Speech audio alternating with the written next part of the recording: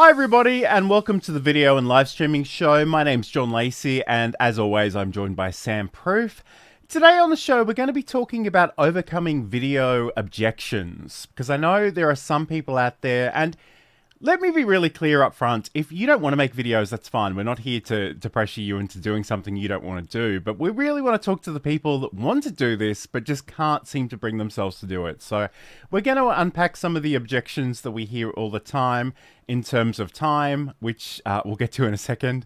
The tech, the money, and also just generally overcoming some fears. So that's coming up on today's show. We are going out live to all the various places. So if you are watching live, do that hashtag team live thing. And if you're watching later on, you can always do hashtag team replay. Sam, how are you going?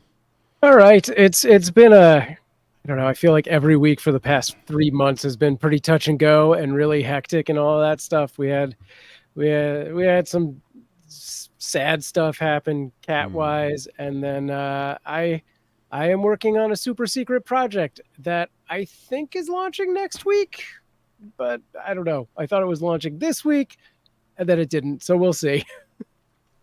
Yeah. How's everything? Things again, we'll talk about it more in the first segment, but time is such a blur at the moment, and there's just so much going on and so many things I would like to be doing, but I just don't physically have the time and the energy to get to them, which is actually our first objection. So we'll get to that in a second. I'm sorry about the sad cat news too, by the way. That is upsetting, but in some ways, like, you and Amanda have been very candid about how, that's kind of part of the role of what you do, is sometimes not all the kittens make it, unfortunately. Yes. Yeah. Okay, let me just check in with the chat and we'll get started. So hello to Walt Strong III from the Huddle, who's looking forward to another great stream. Oh, me too. Saeed is watching from Germany. It was so hot today, I think I saw a koala bear. Okay. And he's on Team Cat and Team Live as well. I must admit, it's raining here today, and it's been raining for seemingly weeks at this point, and I really miss the sight of the sun. So yeah, I don't know if that's... I'm on team it's too damn hot as well. So by the end of this stream, it's just like pouring down. It's not rain, it's just sweat. So sure. It's the weather is very fickle at times, but I guess let's get into today's subject. So we really want to talk about these objections, and again, I don't want to convince you to do anything you don't want to do. So if you've made that decision, I'm not going to twist your arm to do something else. But if you are sort of struggling with some of these things, we do want to unpack them a little bit, and we do want to sort of encourage you to maybe think a little bit differently about them, be a little less critical of yourself probably along the way, and really get started, because there's really no substitute for that practice and getting comfortable on camera and in front of a microphone over time. But, Sam, we kind of joke about it, and we're not always joking, at almost the beginning of every single show, and that's this time thing, because, for you and I, content creation is one part of our life, but it's not the entire thing, and we have a lot of different things sort of vying for our time and our energy. And in some ways, this is probably the one thing that I'm most sympathetic about that we will cover today, because this struggle is very, very real. But I guess in terms of finding time, making time, how do you feel about this? Because I know you're somebody who has your fingers in a lot of different pies.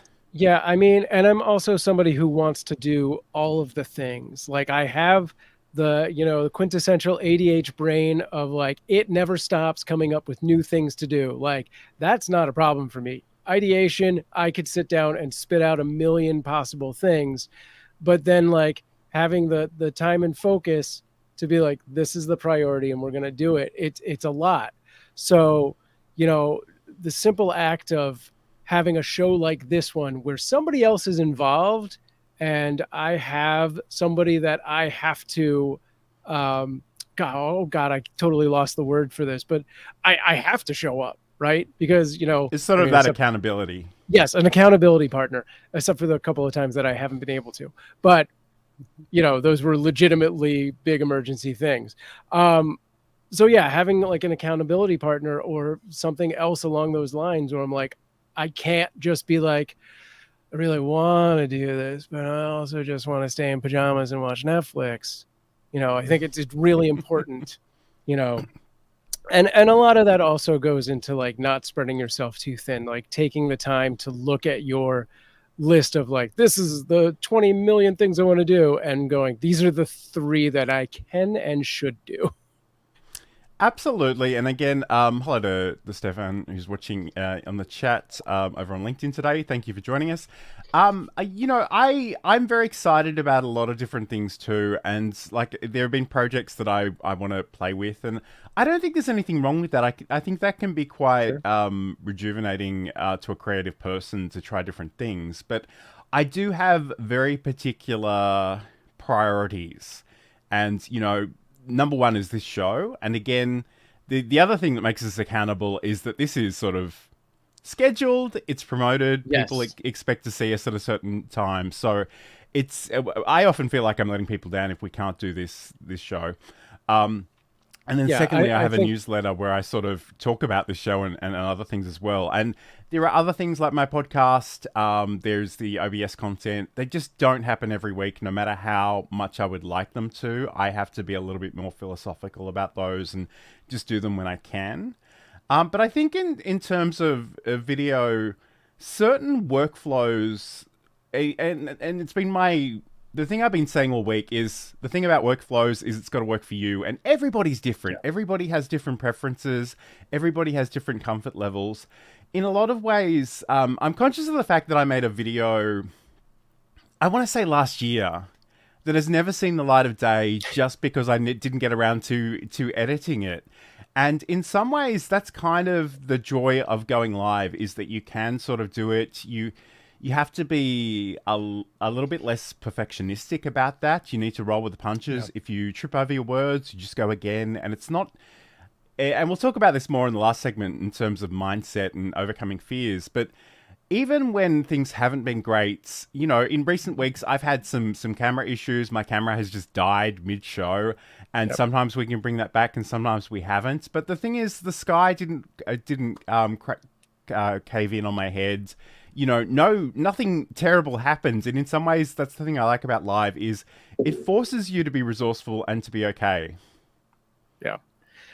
And yeah, I mean, one of the things that really got hammered over my head when I was working at Mobcrush and like startups is the MVP, the minimum viable product. It's like, what is the least amount you can do to have the product you want out there?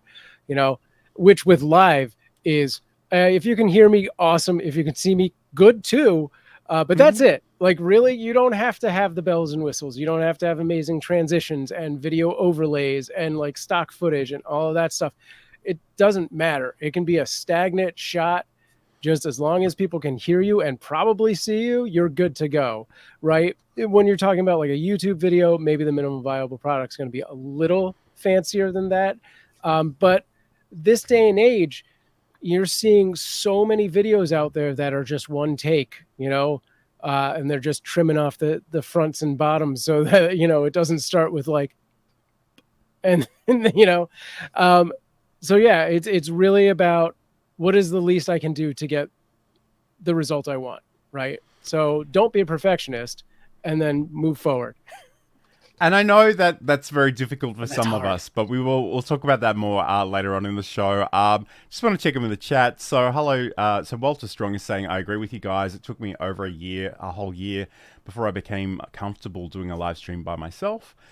Saeed said, I just started to use what I already have and put it on my YouTube channel, most recordings of workshops and other events. A little bit of editing and get it out there. And I think, like I spoke about this last week, and I even made a clip about this. But if you've got resources, you can repurpose them, and that's amazing. Yeah. And hello to Linnea Johnston, who's watching over on LinkedIn on what I imagine is probably a very rainy New Zealand day as well. Okay, so I guess the other thing too, and this is a bit of a theory of mine about the universe, is that different people want different things, and that's true of videos as a viewer. And you sort of spoke about not worrying too much about the transitions and the sound effects and all those 3,000 little cuts. But the other thing too is, I personally, as a viewer, don't want that. Like, I don't want to be that overwhelmed by a million moving things. That's just going to give me motion sickness. I'm Hmm. actually personally so much down for you just turning the camera on. I mean, it does help if you're on topic and you don't get distracted too much, but just that authenticity that comes from just being candid and talking to your people directly, I think is kind of amazing. But I guess like if you and let's talk about the potential outputs here. So, what kind of Yeah. video content are you making? Because if you're doing a documentary, that's obviously going to take a lot more time to put together than like a 30-second clip on TikTok or YouTube Shorts, for Yeah. example. So, it may be something where you have to think about what time and resources you actually have access to, and just building it into your calendar, making yourself accountable, making sure that other people are aware of this thing and they might notice and they might tap you on the shoulder if it doesn't see the light of day. So, Yeah. do you have any sort of final thoughts on what we might do to, like, what I guess if someone had never made a video before, what would you say is the first starter project? Yeah. I mean, I want to start with saying that like there's a lot of gurus out there, especially when it comes to like TikToks or any of the shorts videos that are going to be like, if you want to do this, you got to do a video a day or 3 video. Stop listening to those people. Look at your schedule and block it out. Like straight out, I have a Google Calendar, and every night it shows when I should ideally go to sleep, which I may or may not do, and when I definitely wake up because I have an alarm. And then I block out like take kids to school, do all this thing. This is probably when I'm going to eat lunch. This is probably when I'm going to veg out and watch Netflix. And what's left is my available time, right? So look at that for yourself. I can't speak to your available time and what makes sense. Don't take every single blank spot and go, I'm going to work all of those things. Unless you're like 17, then maybe you can actually pull that off. Anyone over 25, you need naps. So yeah, find a reasonable amount, like a third, a fourth, a fifth of your available time, and be like, this is how I'm going to do it. I will do one day where I do batch shooting. I will do, or even start with ideation. One day where I'm writing stuff, one block where I'm shooting, one block where I'm editing, one block where I post everything and do social media. And if it doesn't take you the full block, even better, right? And that's it. That's how you want to start, by scheduling yourself. And as far as what you're going to do, look at who you want to make content for and what those topics are. And if it's as easy as you just talking to the camera, then that's it. That's all you have to do. If you're trying to do something that is more time intensive, like a tutorial where you need to screenshot, I would highly suggest doing that in real time. You get something like OBS. You have a screenshot on the background. You put a little picture in a picture of yourself on top of it, just like all the Twitch streamers are playing games. You do that for any kind of screen shared tutorial, and you just record the whole thing, chop it up a little bit, and that's it. I think those are the easiest ways to start. And another one of my personal theories about the universe is that there are basically two types of people. The first are really highly motivated by these big, hairy, audacious goals. And the grander and more exciting it is, the more invested that they become and the harder they work on it. And they may not actually reach the level of goal that they've imagined, but they achieve enough to get things done and be satisfied with the outcome. Whereas I'm not that person. I'm on the other end of the spectrum. If I think about it too hard before getting started, I will just build it up in my head and I won't be able to achieve that. And then I'll just think, what's the point, and give up. So my advice really, genuinely, and it doesn't matter if you're creating video content, if you're posting to social media, if you're writing a book, think about the smallest piece of action you can take on a weekly basis and schedule that into your calendar. And Yep. once you've sort of mastered that over a period of time, then go back in and add additional things depending on, the time and the energy that you have available to you. And I guess we'll talk about this more in the tech segment next. But the other thing too is you can just grab your phone. You can just record while you're doing other things. I know there's a lot of tension and a lot of hot takes about whether audio podcasters should be doing video or not. And in some ways, I don't think video is the threat that a lot of people imagine. But I think in a lot of ways, if you can record that, there's nothing to say that you have to use it, and it can be really good feedback for you in terms of what you're doing well or where you might improve. And as someone who has a very loud inner critic, I am always amazed if I watch back this show or listen to my podcast that it's so much less awful than my brain has told me it is. So that's just my advice generally for that. So think about what you can do, chunk it up, put it in the calendar, and just have a go, because I think, and I was going to come back to this later, but I think it's worthwhile mentioning now. So Saeed said, thinking that no one will watch it comforts me more than it scares me. And I think Sure. in some ways that's part of the mental battle, because we want people to watch it, we want people to like it, but we don't necessarily want critical people or random people or Yeah.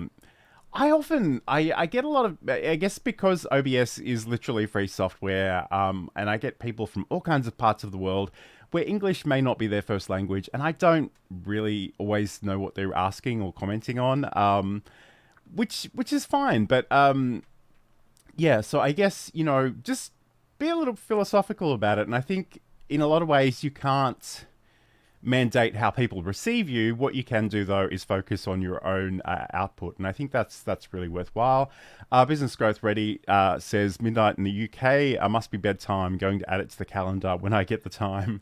Nice. Yes, you burning the midnight oils over there as well. So we're going to come back and we'll talk about the tech thing, because although Sam and I are incredibly nerdy, that does seem to scare a lot of people. So let's talk about it. We are constantly training our cats every interaction that we have with them. So when Johan would get on my counter before, this is 10 years ago, before I was the cat expert that I am now, Johan would jump on the counter. What was the first thing I did? I'd say his name, Johan. He loves that. That's a reward for him. He said, you just said my name. I would go over to him and I'd talk to him and be like, you can't be on the counter. Johan loves when I talk to him. Ding, that's another reward for Johan. I'd pick him up and put him on the ground, but I didn't want him to think I was mad at him. So when I'd pick him up very nicely and kiss him on the head and say, I love you, but you can't be here. I'd put him on the ground. I had just done 3 things that rewarded him for being on the counter. So I was encouraging him to continue doing that. And that's a segment from Sam's podcast, Just Kidding Around, which you can learn more about over at cuteavalanche.com. This is the video and live streaming show. My name's John Lacey. I'm joined by Sam Proof. Today we're talking about how you might overcome some of those video objections that people tend to have.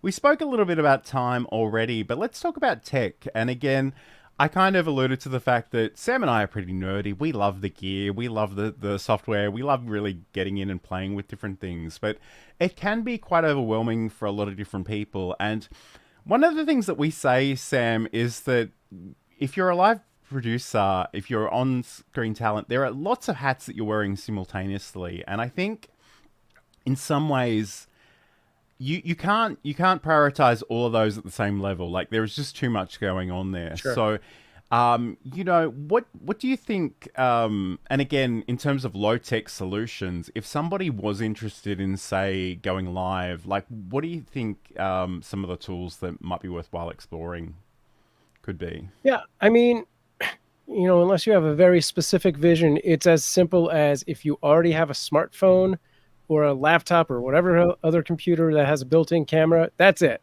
You're good to start. It won't be amazing, maybe, depending on how expensive that phone is, but it's good enough to get you going. And that's all you need, and just, I think it's better to just start doing it and build the habit and the routine. And then once you've got it down, be like, how can I make this better? Switch from the phone to, a computer with a better webcam if possible. Right. But that's all. You'll probably already have everything you need to get started. Sure.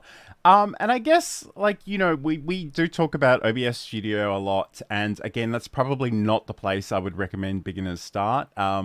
We often recommend tools like StreamYard or even Restream Studio as just a place to facilitate a conversation, whether that's just you talking to the camera yourself or you and a co-host or a guest. Both of those tools have free plans. There is some branding included in that as well. But in some ways, The other, and it's funny, like Sam just mentioned there, because we talk about the hats. One of those hats is just your ability to communicate and to present and to talk to the camera and be comfortable being on camera. And you do need to practice that. Like, there is no substitute for actually practicing that. And I think in some ways, if you are scared of being on camera, if you are a bit nervous about the tech, there are always opportunities to record offline, to not actually make it public, to not do it live necessarily. And you need to sort of think about your own comfort level in terms of what you'd like to have a go and achieve. And I just have to put this comment up that says we're not all as good looking as Sam and John. I think and this really speaks to our last. We'll be on to this later, but it doesn't matter. It just doesn't matter. And it's interesting because I actually was on a I was watching a LinkedIn Live earlier in the week, and this is an anxiety that a lot of people have. And sure. Unless you are a supermodel, no one's really coming for the eye candy. Like, that's probably not the reason they're there. Unless you are this commenter, for example. But anyway, so I guess the most obvious thing, and Sam, you sort of mentioned you might already have access to gear, so that's certainly something to keep in mind. What can you do with your phone? Like, if you already have a smartphone with a camera and it's a decent camera, you can certainly start there as well. Yeah, and John mentioned like using StreamYard or some of the other software that's out there, but almost every single major video streaming platform has a mobile app. So you don't even need any of those. Like, you want Instagram or YouTube or Twitch or YouNow or any of those things, you can do it from the phone directly. It won't multicast to all of the different platforms, like I like to do. But if you've got a following in just one place, right? If you just have a few people already following you somewhere, that's a good enough place to start. And again, you build out to multicasting in the future. And even if you don't have a following anywhere, be like, I want to speak to business professionals. Then maybe you're going to just focus on LinkedIn, which actually don't know if their mobile app does have live streaming. They may be the only ones who don't at this point. But, if there's a specific niche that you're trying to fill and that audience exists, like gamers on Twitch or the creative people on YouTube, whatever it is, just go to that one platform. I would not try to multicast right away. You suddenly go from paying attention to one chat to paying attention to 8 chats. That's a lot. If, God forbid, they all start to pop off, you're going to miss stuff. So I think, keep it simple. Go to your phone, download the one app you need, and stream right to that particular platform. Sure. And then you might want some kind of thing to hold your phone. Yes, that's a particularly nice one, actually, Sam. You'll have to tell me about the brand of that later.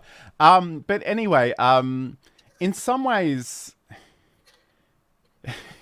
it only takes one prop for us to become completely distracted, but that's the joy of live. So in some ways, like, I don't be too daunted by the tech and the gear. You can start with what you've got access to. We'll talk about that more in the next segment. But I guess the other thing is we have a lot of access to a lot of information, and YouTube is such a great resource. If you don't know how to do something in your streaming software, your editing software, you can go off and watch tutorials about them. They're readily available. You can check out the documentation. It does require a little bit of learning sometimes, depending on what you're using and how powerful it is, because there is always that trade-off between just embracing the constraints and, having default templates and maybe pushing the envelope a little bit further. But in some ways, it's a weird thing about me is I'm actually quite risk adverse, but I'm not scared of technology because I played with it long enough to know that most problems are reversible. Like, if I make a mistake, I can often just control Z to undo, or I can just redo it again. It's not sort of a mission critical thing. And I think we talk about the tech in twofold. One is just being comfortable with it. And again, that'll come with time, that'll come with practice. But the other thing is just getting to know it a little bit to know what its quirks are. And you will make mistakes, especially if you're doing things live.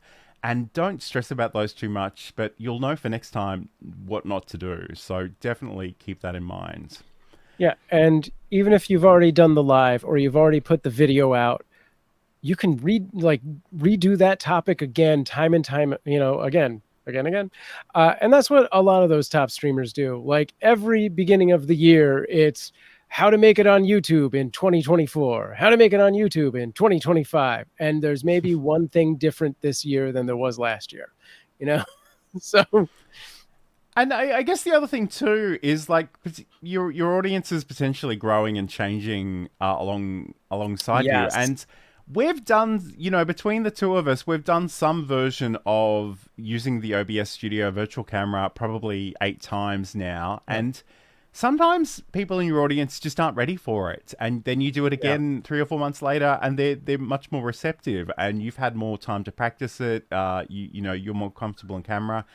That's kind of the other thing too, is just that we often feel like we've said something once, we never need to say it again. We don't want people to get tired of our message and sound repetitive. But the truth is, 1, they probably never saw it in the first place. 2, they've already forgotten because there are so many things vying for their attention. And 3, you don't internalize anything by hearing it once. There's a reason why, they play ads over and over again. There's a reason why you actually need to study instead of just read the textbook one time. That's exactly what I was going to say. That's repetition is key. So and depending on the format and the platform, like if you're doing a live stream, I think there's a lot more chance that you'll have a specific core group of repeat viewers, whereas if you're doing like TikTok or YouTube Shorts especially, 99% of those people are seeing you for the first time. Every time. Absolutely. And Stefan saying if it's not on YouTube, it doesn't exist, which I think is fair. And Saeed is saying, how many stream decks do I need before starting my first stream? So you're gonna need at least 2 of the normal original ones. Then you're gonna want one of the small ones that'll let you select different profiles, 2 of the foot pedals, and then like 6 of the giant Jamba Mambas. And then one of the ones with the dials on it. No, you don't need any. Yep. But you will love it. Yes. I mean, that's the thing. Like I have 2 of them, not currently connected to this computer. I've got the extra large here, but I'm running out of desk space, and in some ways that's just me not putting things away. But anyway, you don't really need anything, and I think in some ways, like if you do want to dig into specific tech, if you've got questions, just let us know. Like on the videos, we'll try and answer the questions as well as we can, or point you in the direction of some resources. But again, I feel like if you're there predominantly to share a message, to teach something, to have a conversation, you don't need to worry about green screens and, video backgrounds and splashy things, because I think in some ways they can be quite distracting too. So, think about what the heart of your content actually is and how you would like to share that. So this is the video and live streaming show. We're going to come back and talk about the objection relating to money. Hi, I'm John Lacey, and in Build a Presentation Muscle, I want to talk about finding your voice, refining and sharing your message, using tools and technology to share that message, and looking after yourself as a creator.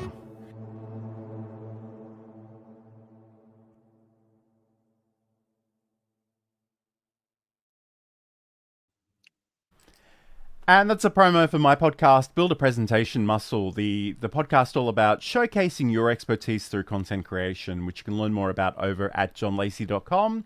This is the video and live streaming show. Today we're talking about overcoming video objections. So what are those things that maybe are stopping you from getting started, or maybe you're just using as an excuse? Let's be real and have a bit of tough love today. One of the ones that does crop up is about money, and we know that some people are doing it tough in this economy. But I guess, first of all, you don't need a fancy studio. And in some ways, the last thing I want you to do when you're starting is to spend $10,000 worth of gear. Because if you do this for a month and decide you hate it and you never want to do it again, that's money you're never going to get back. Even if you do resell it, you're not going to cover those expenses. So, we've spoken about starting with the tech you already have. So what kind of things do you think people might have access to, Sam? Sure. I mean, we've talked about, having the studio in your hand concept of the phone and whatnot, but other things that you're going to really need are like a nice background, just a good wall in your house that is, maybe not quite as busy as mine. People always say, "Oh, it's such a great background." I hate my background. I could do so much better. Um, you want light. You want to make sure that you're not being backlit by like the sun, but having access to natural light from a window is great. In most cases, unless it's directly on you, then it could be a little much. It could be too contrasting or blow you out and stuff like that. But you don't need much, right? A good wall, a camera, and some light, and that's really it. Unless there's something you're specifically doing in your content that you need props for or whatever. Mm-hmm. And again, like, whatever you've got access to, and you may have a web camera, even if it's just the one that's built into your laptop, it's probably not going to be the greatest quality, but you don't need the greatest quality to get started. Yeah. And in some ways, you talk about the importance of lighting. If you're doing this during the day, then by all means, if position yourself in front of a window, you can use all kinds of artificial lights, and again, they don't have to be Elgato key lights, for example. They could just be a much cheaper LED lamp that you can position in such a way to light you up. So there are all kinds of things you can do. There are also a lot of software out there that is either literally free, sometimes open source. Some of the products out there like StreamYard, like Restream Studio, they have sort of this tiered pricing, and the free version might include some of their branding, but it is literally free. So again, if you're just working on trying these things out and getting a sense if they will work for you, you don't have to spend any money up front. If you are concerned about whether a tool is actually going to work for you, there are usually plans to pay by the month, and I think that's a really good thing. Like, pay for the month, try it out during that month, make sure you put it through its paces to make sure that it will actually work for you before you commit to like an entire year, for example. And I know I'm one of those people that is really enticed by that lower that discount for an annual plan, so I often go for that. But if it doesn't make sense for you, you don't have to do it. I guess the Seeds says also, get rid of the idea of making money out of your content, at least for the first X months. This was something I wanted to speak to, Sure. And then he put this in the chat, and I was like, I think the flip side of putting a lot of money into streaming or making video is the thought that you're going to make money in the end, and that it takes a lot. Like, the people who are really making money, it is the top 1% of the top 1% of content creators online. The people who are paying like their phone bill might be the top 2%. It's not something you're going to go into and 3 months down the line, you're going to be like, woohoo, hundreds of dollars. It's not going to happen. Like, you would have to just have such an amazing, not even just work ethic behind you, but just production team and other things of that nature to make that turnaround. So don't think that's going to happen right away or possibly ever. And you will save yourself a lot of disappointment. Yeah, and I think the other two things that people often get into their head is that they'll enter the YouTube partner program and be rich, which is not, like, I was in that program for 10 years and I think I made $100 for that entire time. And admittedly, I wasn't putting out content all of the time, and there were other factors in there as well. But people have this really irritating habit of pointing to that one outlier who has set the world on fire and going, everyone can do that. And marketers especially will be like, if you give me $10,000 a month for my my mastermind program, you too can be that person. Yeah. And it's usually not true. But the other thing too is a lot of people want to rely on advertising other people's products to make money. And again, that's not a great way of making money. You're much better to align it to your own business goals, or to sell your own products and services. For sure. And we have these little ads during our show, but they're really just to promote other pieces of content that we want you to check out. So take all of that with a grain of salt. It's not to say that you can't make money, but it is a lot of work. And just if anyone tells you it's easy or it's a get rich quick scheme, just be very, very wary of those people. Yeah.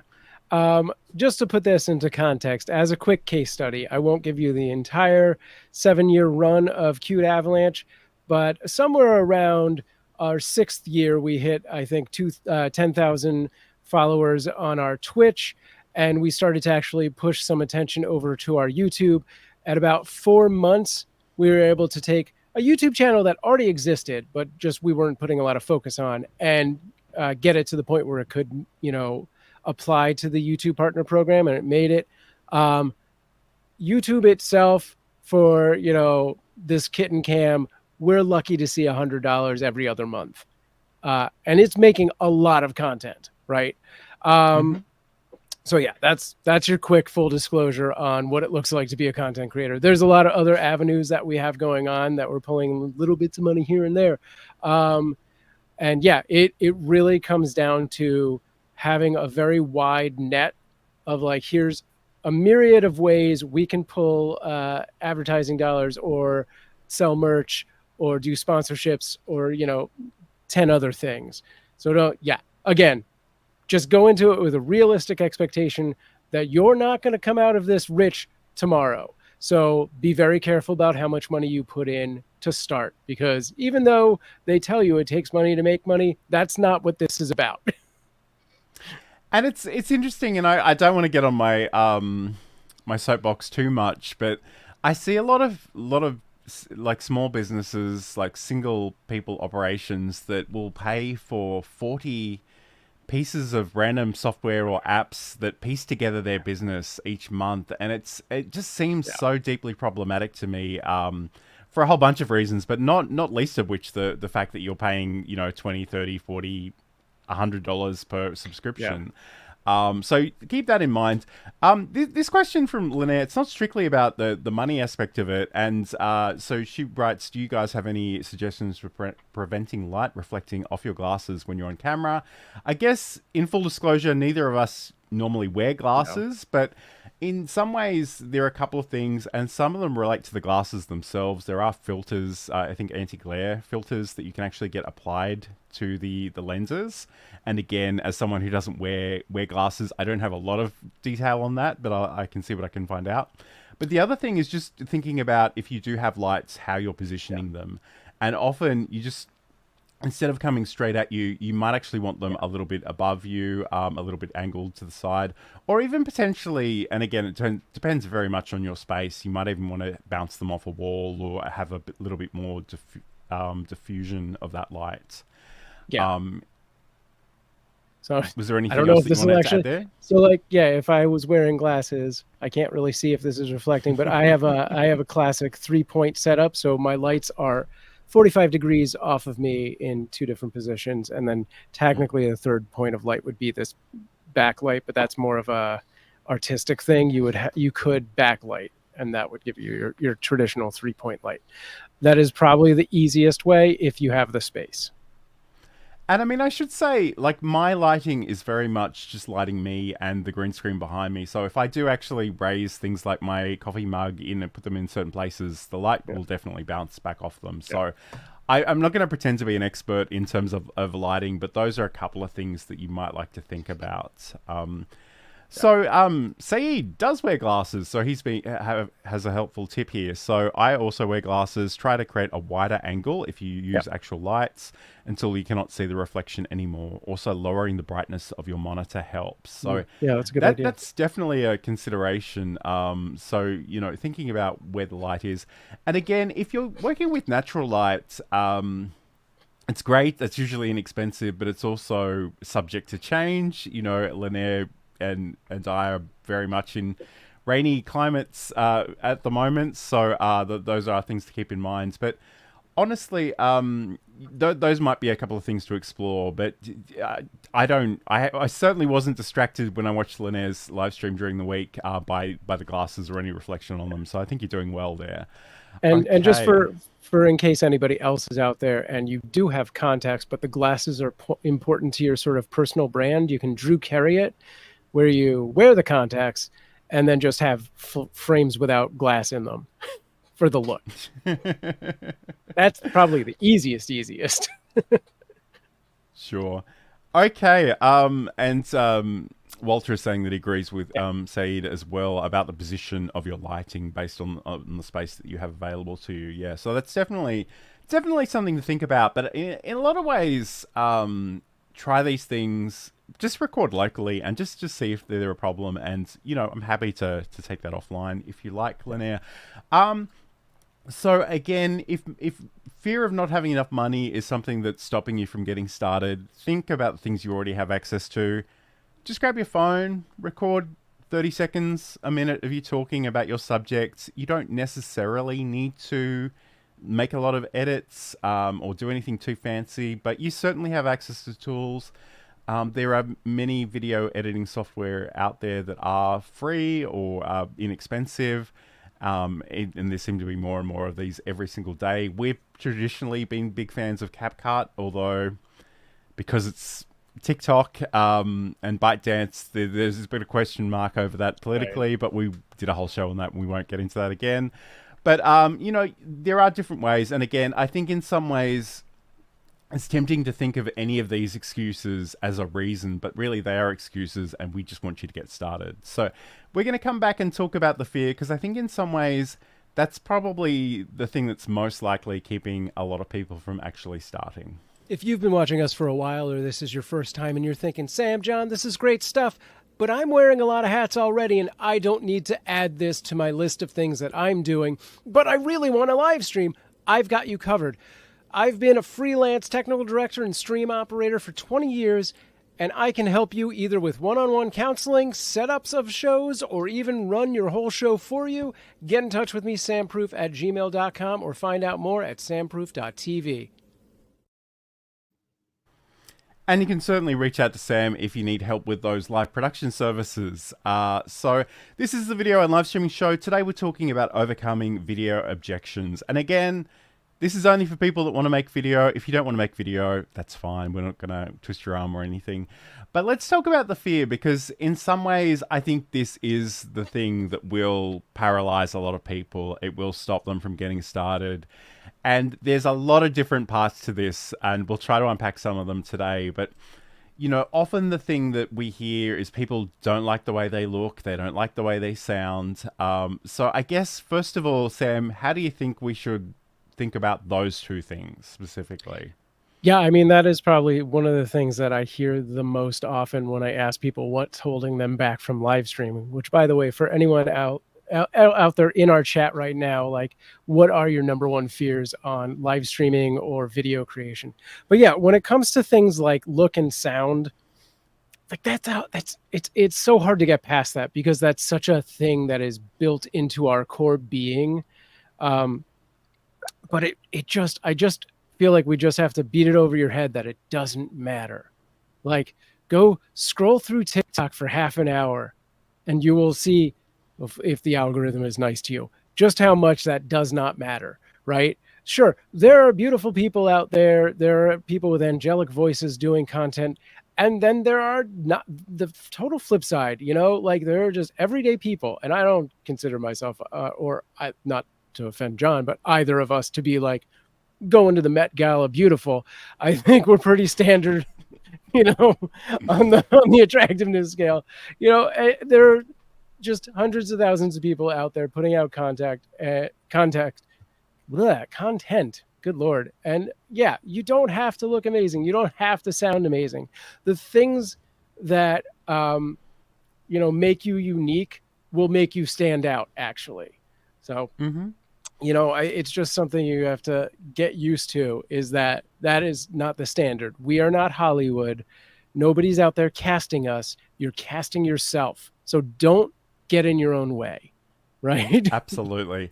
And it's interesting, and I was reflecting on this during the week, but Garen Bellany was one of the first people that told me to get the Sony ZV E10, which is the camera I've used for a couple of years now, and I really love this camera. And when I was having some battery issues with it recently, I was like, I can't tell you how much I love this camera. Like, I was just going to drop a couple of $1,000s on a brand new one of the exact same model. But when he told me that, and like with this focus on having high resolution and 4K recording, my initial reaction was like, my terrible skin in 4K. I don't think I really want to sign up for that.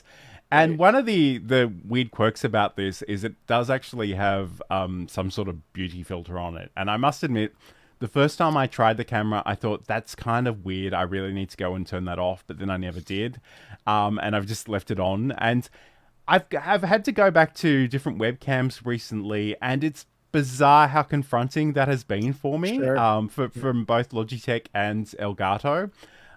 So in some ways, the gear, and again, it's not necessarily directive for a new person to go off and buy new expensive gear, but good gear will make you sound better, it will make you look better, and potentially that will add to your confidence quite a lot. But again... I was going to say, and you know, we're in this weird time in history where there are just so many filters and things you can do to mess with it. And if you just can't find anything that makes you feel comfortable in your own skin, there are virtual avatars that you can just voice. Mm-hmm. Again, I don't know. I mean, in some ways, and we have a common friend that does that, and it's really cool the way that she does do that. But if you're trying to build a relationship, I don't think there's any substitute for just showing up as you are and, you know, being real. But I guess the point that I made earlier that I just want to repeat now is that unless you're a supermodel, no one's coming to you for the eye candy. They're coming to you for the information, the solutions, potentially the entertainment, and just the connection. So, and as someone who can be quite self-critical, nobody is critiquing me as hard as I'm critiquing me. Yes. So like people don't care that I tripped over and said something weird at minute 5 of the live stream or whatever. Like no one is doing that. And you have to really get somebody on a particularly unhinged day for them to go for you in that way. So, okay. I just want to check in with the chat, and this is a bit of a tangent, I think, but Saeed is saying, for me, language was initially a challenge, especially creating content in English as a Moroccan living in Germany. Now I just don't care and I roll with it.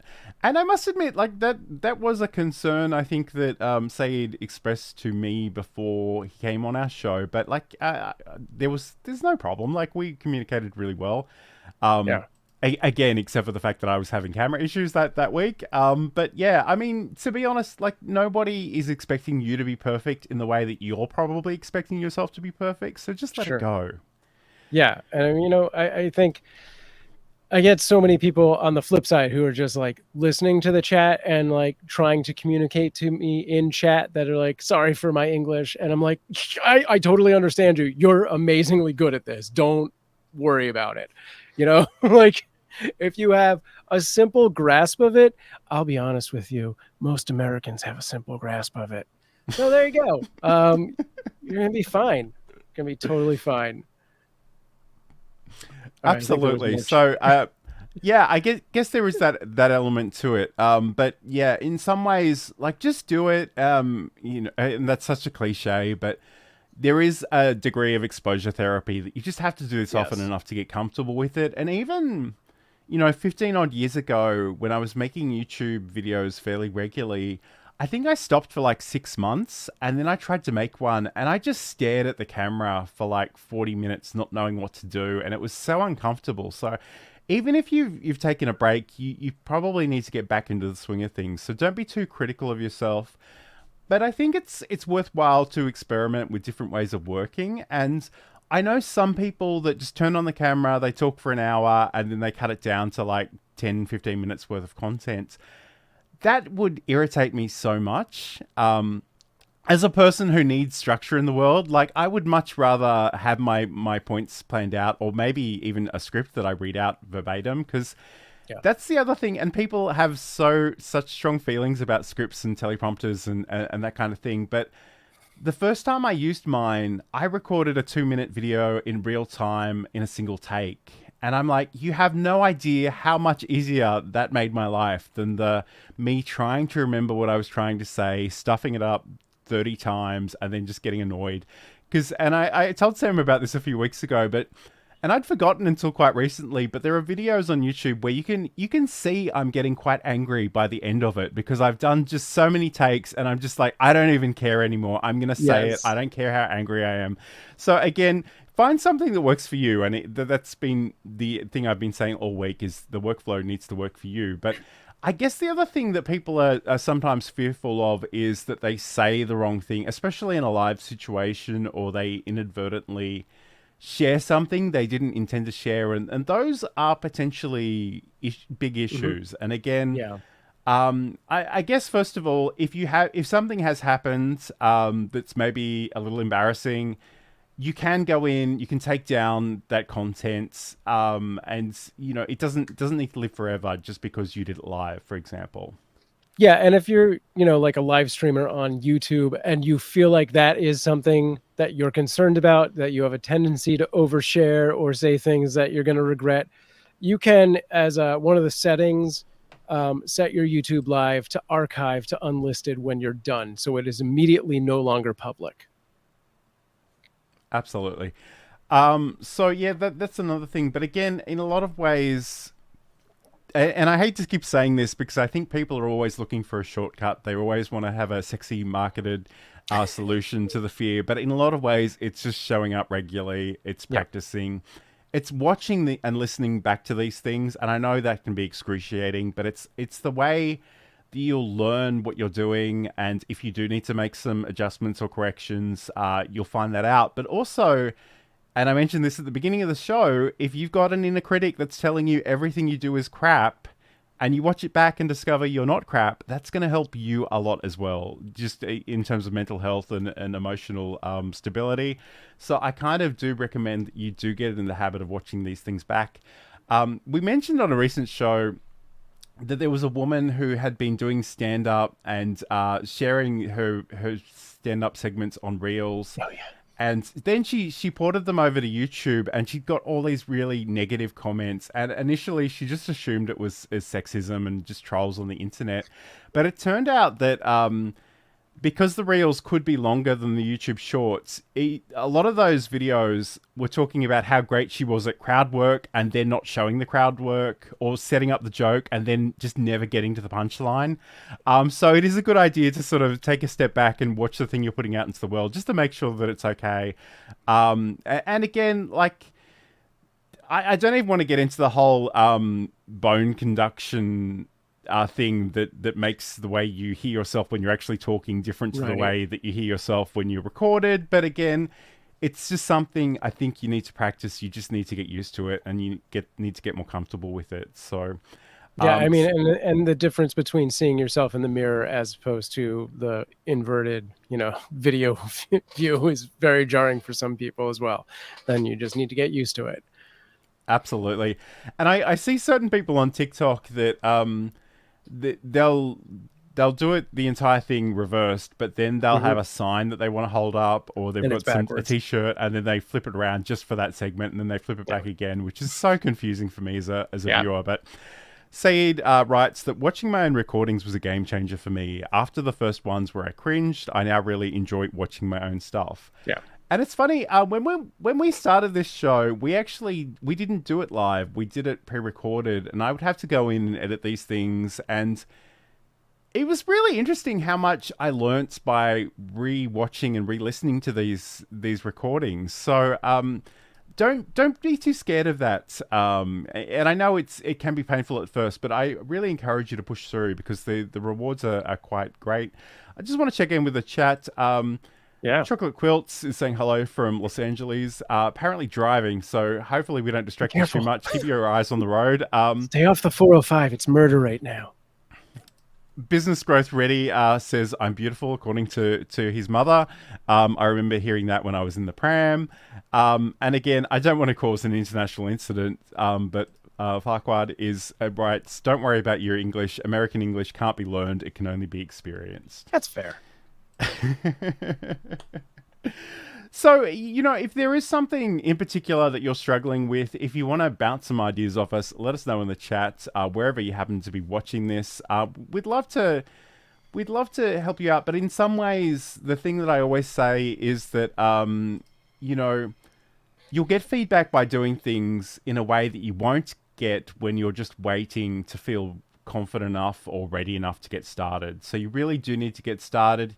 It's that imperfect action. It's just getting going in that first place. So I'd encourage you, like, think about that small action that you'd like to take this week. Maybe it's recording a short video. Maybe it's going live for even 5-10 minutes. It doesn't have to be an hour-long show in the way that we do this one, but just have a go. And it could be that maybe you record it, maybe you watch it back and you go, hey, this was a good experience. I'll do it again, but I'm not ready to share this yet. That's perfectly fine as well. You're building a whole bunch of different skills in this process, and that can potentially take time. But if you don't get started, it'll never happen. Yeah. And, you know, find your accountability, whether that's, you know, a partner that you're making the project with, or just other people that you're saying, I'm going to do this every Tuesday. Come at me if I don't put it on there, you know? Mm-hmm. Yeah, absolutely. And, you know, we talked about actually scheduling and promoting these things. And once that's out in the wild and a few people have said they're coming to see it, then you really have to commit properly. So that's definitely something to keep in mind. But Sam, as we begin to wrap up, where can people find you? What's your content? Find you on social media, all other things? Yeah, you can head over to samproof.tv, scan that QR code, and watch for my announcement about the super secret project, which hopefully is launching next week. I will make a lot of noise about it. And if you did not get enough cats today, head over to cuteavalanche.com and find our 24/7 live stream and follow us there. Thanks for hanging out. And if you want to catch up with me, you can head over to johnlacey.com. There's a whole bunch of social links at the bottom of those pages, plus the podcast and a whole bunch of articles on live streaming and video and content creation and all of the things. But thank you so much for your company today. It's been great to hang out with you and have so much great stuff happening in the chat. Saeed writes, I do a lot of Zoom meetings that I also record. It's more of a safe space where you can see the audience and their reaction. It helps me get more confident for the live streams and other content. And that's the thing, like, if the idea of going live or posting something publicly scares you, then start in a much more gated environment where you're going to have people that love and support you and aren't going to be mean to you. There are all kinds of different technical ways, but certainly doing it on Zoom would be one of those. For sure. Walter's got a question here too. What advice would you give to a person on finding the right community to be part of, being around like-minded creators? Sam, do you have thoughts on that one? I mean, I think this has to get pretty granular on what that looks like, what that niche is, but start by Googling it, you know, just be like, whatever the topics are, Google it and see what comes up. You can also go to Google Trends and kind of get more from there as well. And really, if nothing is clear, I would just default to YouTube, you know, second biggest search engine in the world. It's got the community. Yeah, and it's interesting too, because I think the other thing is where that community practically lives, like in terms of tech, because some people hang out in Discord, some people hang out in I can't even think of the name of it anymore, the audio chat room place. Some people hang out on LinkedIn, some people are on YouTube. So, you know, if there are people out there in those places, and those are places you like to hang out, then it's a good place to start. I mean, it's a great question, and I have been thinking a lot recently about what we might do to bring more creators together in real time. Obviously, we love this show, and I think at some point I'd love to do some panel type discussions with maybe two guests at the same time. And I guess the other thing I was thinking about too is LinkedIn audio rooms. So they're not recorded, they don't have any video, but anyone who's participating can raise their hands and come and talk to the audience. So if any of that sounds interesting to you, let me know in the chat, and I will sort of dig into it a little bit further. Business Growth Ready is saying cheers. Chocolate Quilts is saying perfect. So have a great weekend. Have a great week. We'll talk to you again soon. Next week, we're going to be talking about another 4 of our favorite OBS Studio plugins. So if you are on the OBS nerdy side, come hang out with us for that one. Just keep an eye out on the invites and all the various places. Don't forget to like and subscribe. And we'll talk to you again very, very soon.